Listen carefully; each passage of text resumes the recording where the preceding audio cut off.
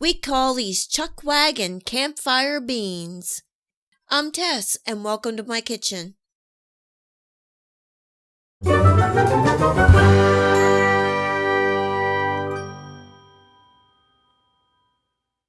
The beauty of this dish is that you can cook everything in a cast iron Dutch oven over a campfire, stove, or I'm using my oven. In my cast iron Dutch oven over medium heat, I'm adding a tablespoon of oil and about a pound of ground beef. Once adding, just letting it cook for about a minute before stirring. This is going to help caramelize the meat and give it flavor. After a minute, give it a good stir, chop, and cook the ground beef until brown. I can see I'm going to need to drain some excess fat. Not too much, I still want that good beef flavor. The original recipe calls for bacon. At this point is when you want to add the bacon if you wish. Next, I'm adding a large diced sweet onion and a small finely diced bell pepper, a little salt and black pepper, some minced garlic, and giving it a good stir.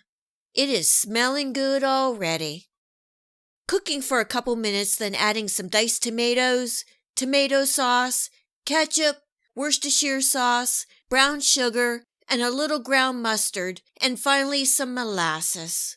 About 1/4 cup. This is going to bring a depth and deep, rich flavor to this dish. This is a basic barbecue sauce, and it is smelling amazing. If you like this Wagon Campfire BBQ bean recipe, please remember to give me a thumbs up, subscribe, and leave a comment below. You can also find me and more of what I'm cooking on Facebook and Tess Cooks For You blog. Giving that a good toss to make sure everything is well combined. I have my oven preheating to 350 degrees. You can find this recipe and the list of ingredients in the description box below. The star ingredients, beans. You can use the beans of your choice. I have 2 cups of each, northern beans, kidney beans, and butter beans. I love butter beans.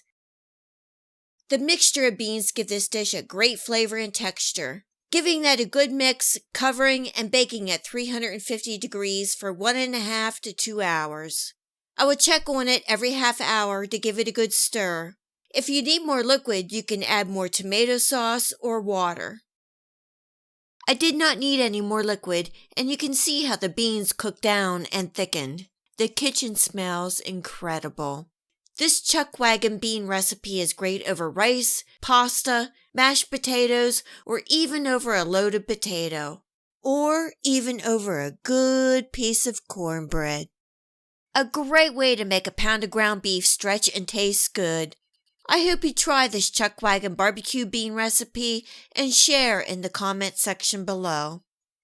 Until next time, enjoy. And thanks so much for joining me here in my kitchen. You can subscribe here for my future video recipes. And remember to come visit me on Facebook. You never know what I might be cooking. Until next time, much love.